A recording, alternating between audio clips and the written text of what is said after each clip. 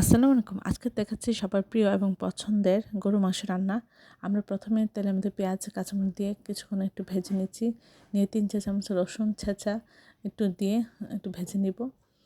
নিয়ে তারপরে আমরা এর মধ্যে দিয়ে দিব 1 চামচ আদা বাটা দিয়ে আমরা একটু কিছুক্ষণ ভেজে নিব। তারপরে আমরা 4-5টা দারুচিনি টুকরা আর হচ্ছে 3টা তেজপাতা আমরা এর মধ্যে 1 চামচ মরিচের গুঁড়া, 1 চামচ হলুদ গুঁড়া, 1 চামচ ধনিয়া গুঁড়া, 1 চামচ জিরা গুঁড়া আর আধা চামচ হচ্ছে এলাচ গুঁড়া দিয়েছি।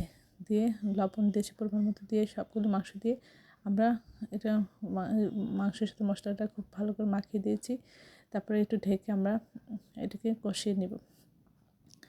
আমরা এই পুরো রান্নাটাই করব কষানোর মাধ্যমে। আর যখন একটু ঝোল কমে যাবে তখন আমরা অল্প একটু পানি দেব, দিয়ে আবার কষাবো।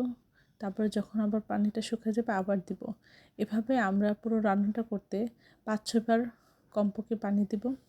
দিয়ে ঢেকে আমরা এভাবে নাড়াচাড়া করব আর ঢেকে এটা কষিয়ে কষিয়ে রান্না করব।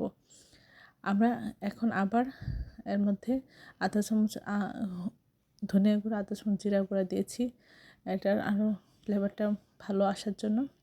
আমরা তারপরে এখন আমরা একটু ঝোল দিয়েছি, দিয়ে আমরা এটা ঢেকে আবার রান্না করে নেব।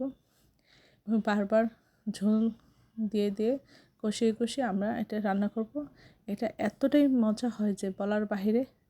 তারপর ফাইনালি আমরা একটু ঝোল দিয়ে আমরা একটু মাখা মাখা রেখে রান্না কমপ্লিট করে নেব। এই ধরনের সুন্দর সুন্দর ভিডিও পাওয়ার জন্য আমার চ্যানেলটি লাইক শেয়ার দেবেন, সাবস্ক্রাইব করবেন এবং প্রিয়জনকে বেশি বেশি করে শেয়ার দিবেন।